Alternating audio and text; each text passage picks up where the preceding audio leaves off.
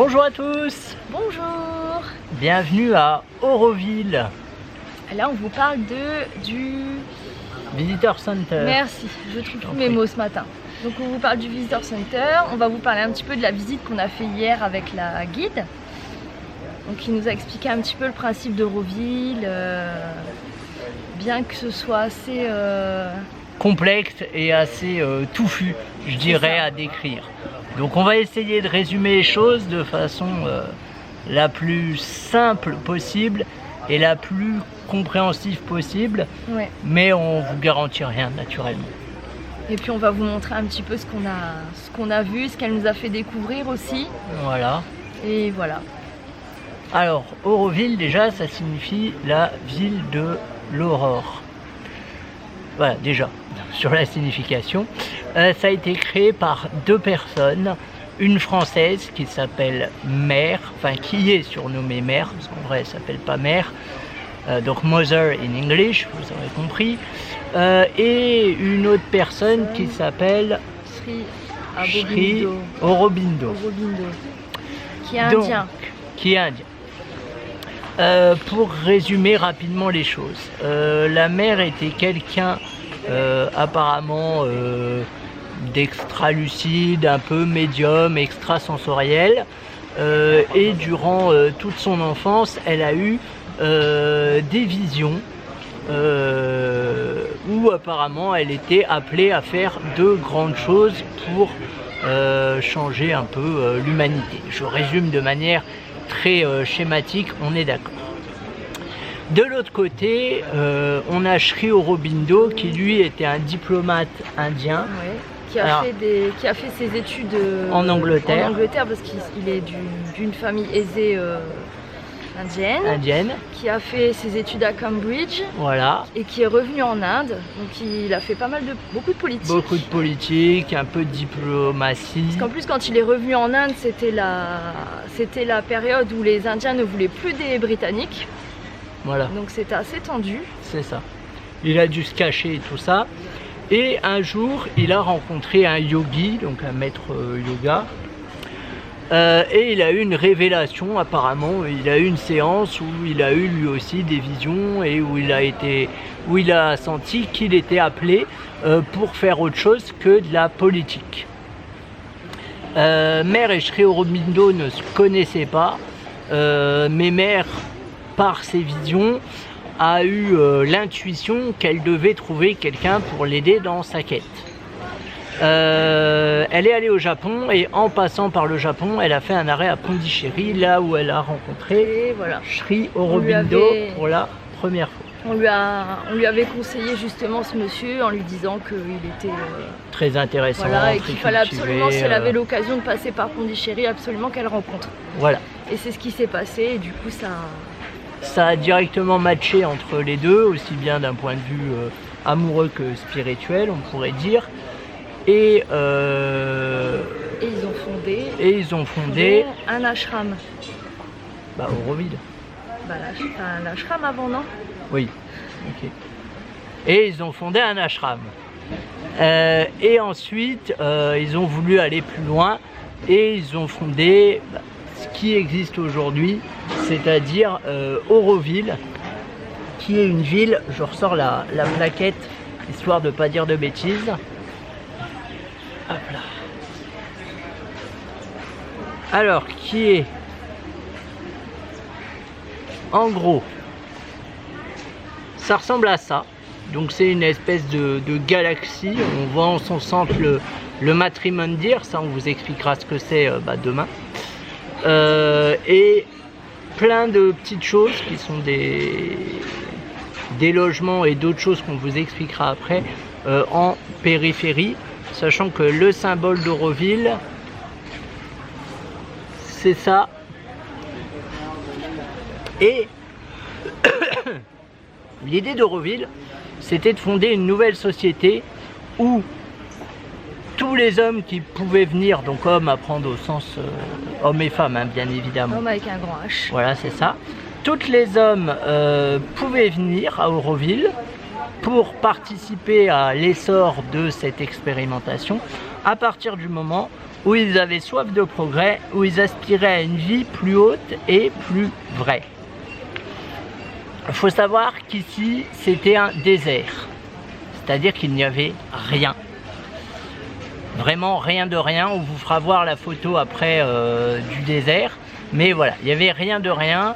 Et c'est Mère qui s'est reposée dans ce désert à l'ombre du seul arbre qu'il y avait, qui a dit c'est ici que doit se tenir Auroville, c'est ici qu'on va construire notre nouveau truc. Donc là on est en 1968. Voilà, donc tout le mouvement 68 donc arts, on est dans le, voilà, on est dans la bonne période là, les planètes sont alignées si je puis dire. Et l'idée d'Auroville, c'est que Auroville n'appartient à personne en particulier. Et l'idée, c'est que pour y séjourner, il faut quand même avoir envie. Alors eux, ils disent, il faut être le serviteur volontaire de la conscience divine. Bon, la formulation voilà, fait un peu secte, mais en vrai, c'est juste que ce lieu est pensé comme un lieu d'éducation perpétuelle, de progrès constant et d'une jeunesse qui ne vieillit point, vu que elle actualise ses connaissances tout le temps. Hein, c'est un peu l'idée. Ouais, c'est ça. Comment concrètement ça se matérialise? Déjà, il y a des écoles, mais l'école, les enfants apprennent ce qu'ils veulent. C'est-à-dire que s'ils veulent apprendre des maths, ils apprennent des maths. S'ils veulent apprendre du français, ils apprennent du français. Il n'y a rien d'obligatoire. Ça s'inspire beaucoup de la pédagogie de Libre Enfant de Summerhill. Voilà, on retrouve les mêmes caractéristiques à ce niveau-là, où c'est pas, on ne dit pas à l'enfant ce qu'il doit apprendre, c'est l'enfant qui choisit ce qu'il a à apprendre, ce qu'il a envie d'apprendre selon voilà, ses envies, ses capacités, ses besoins. Et il ne va pas apprendre de façon, d'une manière conventionnelle comme en Occident, c'est-à-dire que il va pas, pour faire des mathématiques, c'est plutôt en construisant une maison ou, voilà, ça va vraiment être du concret qu'il va faire, plutôt que d'être assis à un bureau et d'apprendre des formules ni quoi que ce soit. Ils sont vraiment dans le concret. Voilà, c'est très pratique. Mais on va vous montrer un petit peu dans le centre d'information, il y a quelques petites choses qu'on aimerait vous montrer. Et ensuite, on va vous faire la visite.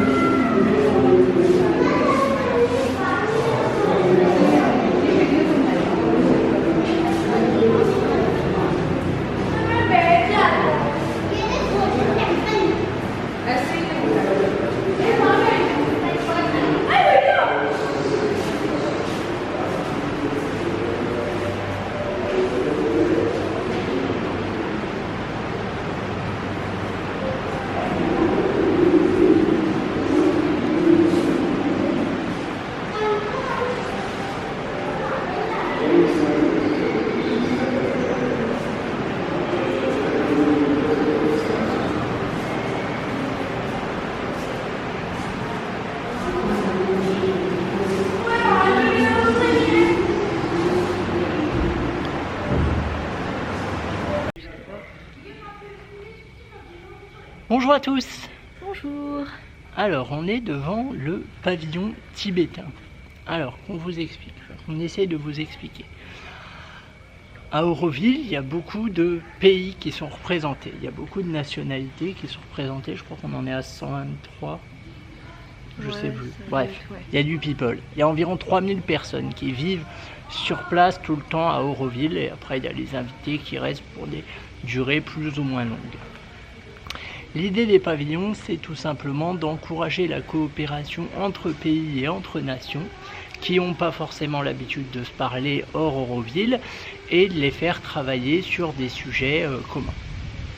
Oui, c'est ça. C'est ça, c'est bien expliqué. Tu expliques voilà, bien. donc là c'est par exemple le pavillon tibétain, après il y a le pavillon français, ils ont essayé la création d'un pavillon Asie, mais apparemment ça n'a pas très bien marché. Voilà, ils essayent toujours de nouveaux trucs et l'idée c'est que les gens se parlent et peu à peu oublient leur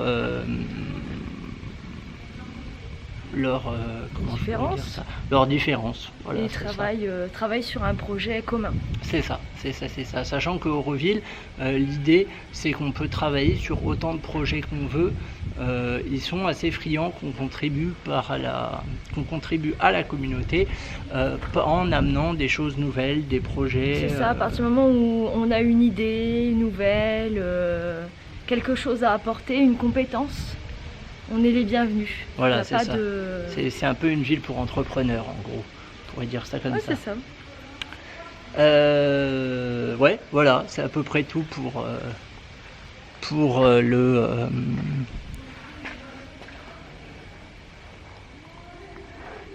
les pavillons. Oui, c'est joli, hein. Il y a quand même beaucoup de forêts. Hein. Avant, ici, c'était un désert, il n'y avait rien. Il n'y avait rien du tout. C'est hyper impressionnant.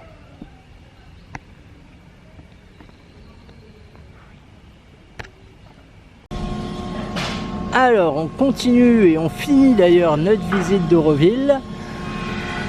Là, on est dans un endroit où, comme vous entendez, ils fabriquent des instruments de musique. Parce que la culture, c'est vraiment quelque chose de très important à Auroville, un peu comme dans tous les mouvements d'éducation populaire. Et du coup, c'est un gros atelier. Regardez-moi ça, c'est un gros atelier. Bon, je filme un peu en loose day parce que je suis pas sûr d'avoir le droit. Mais c'est un gros atelier qui emploie plus de 20 personnes, je crois. Ouais, entre 20 et 25 personnes, oui. Voilà, c'est ça. Et ils font des instruments vraiment très originaux. Et très beaux surtout. On va essayer de vous montrer. Alors, vous voyez, bon, je suis pas sûr que j'ai trop le droit de filmer, donc on va vous montrer ça discrètement.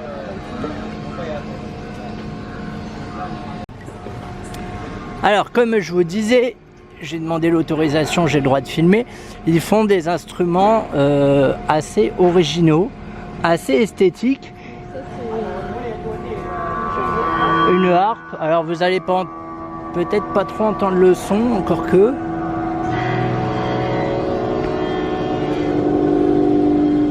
Une grande harpe, bien belle. Vas-y chérie, fais la démo. Donc, xylophone tournant. Pour toujours avoir une juste mélodie.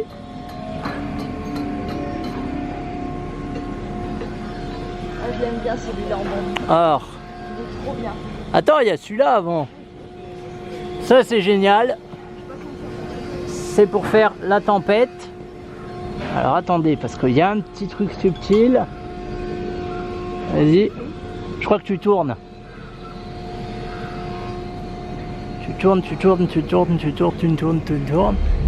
Voilà. Regardez. J'espère que vous entendez. Comme dans Star Wars. On se croirait dans la guerre des étoiles. C'est juste génial. Ensuite, hop là, je pose ça là.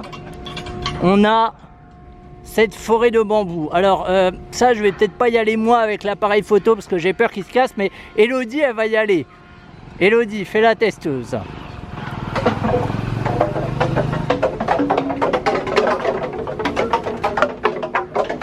Voilà.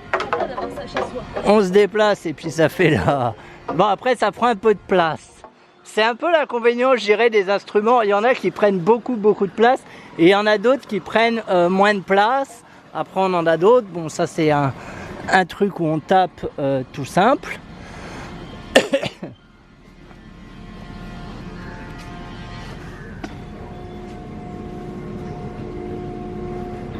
Ça, c'est un labyrinthe. Ah oui. Vous voyez, vous vous mettez dessus. Bon, on va pas le faire parce qu'on n'a pas le sens de l'équilibre. Vous vous mettez dessus et de par les mouvements de votre corps, vous essayez de faire aller la boule. Ça, c'est un truc qui reprend la technique du pot de yaourt. C'est-à-dire que si je parle ici, on va m'entendre tout là-bas.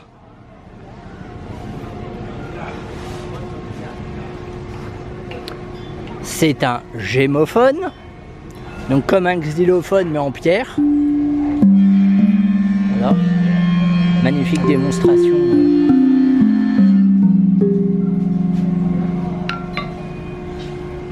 Alors, ça c'est un peu particulier. Vas-y, montre-nous comment ça marche. On peut faire chanter les pierres à Auroville. Vas-y, vas-y.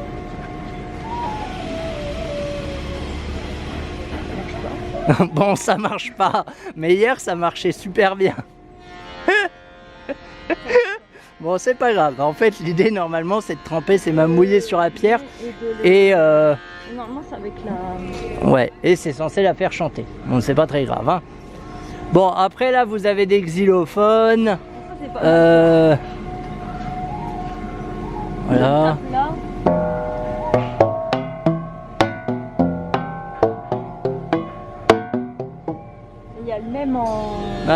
Et il y a le même en PVC pour un usage écologique. Voilà, franchement, c'est très sympa ce qu'ils font. Il paraît, et je veux bien les croire parce que j'y connais rien, mais qu'ils sont très qualifiés vraiment pour faire des instruments de musique. Alors, sachant qu'ils les accordent selon la fréquence indienne, d'après ce que j'ai compris. Oui, mais après, ils font vraiment à la demande, c'est-à-dire qu'il suffit juste de passer une commande de ce qu'on veut et ils le font, quoi. Voilà. Donc, si vous êtes musicien ou si vous connaissez des musiciens, et ben franchement, n'hésitez pas à venir ici, c'est génial. À savoir que les productions sont quand même assez grosses, donc pensez au transport. Nous, par exemple, avec nos petits sacs de 15 litres, vous pensez bien qu'on ne peut pas ramener, voilà. Mais après, ça a un certain coût, mais voilà, c'est du fait main. Honnêtement, ça marche super bien. En plus d'avoir un bon son, c'est très beau. C'est des instruments très esthétiques. Voilà, j'essaye de vous incruster pendant que je parle quelques photos de la boutique, histoire que vous en rendiez compte parce que je pouvais pas filmer dans la boutique. Bah voilà. Et sinon, il y a aussi un peu plus loin une boulangerie et un petit magasin qui vend des trucs pour la vie de tous les jours, une petite épicerie comme on dit. Voilà, bah on a terminé ce petit tour d'Auroville. Alors il y a également, parce qu'on n'a pas eu le temps de filmer, mais il y a aussi un bâtiment qui s'appelle le bâtiment de l'Unité. Et ce bâtiment là, il y a dans ce bâtiment là, je vais y arriver, une table de la paix. Alors apparemment il n'y en a que 3 dans le monde. Une à Auroville, une à New York et une à Moscou. Voilà, et ça a été construit du temps de la guerre froide. C'est un japonais qui les a... Ouais, c'est ça. C'est bien joli. Voilà, globalement Auroville est très sympathique, notamment du point de vue architectural. Il y a beaucoup de choses, mais on vous en parlera lors du bilan de ce soir. Je ne vous en dis pas plus, je vous laisse avec ces quelques images de la forêt.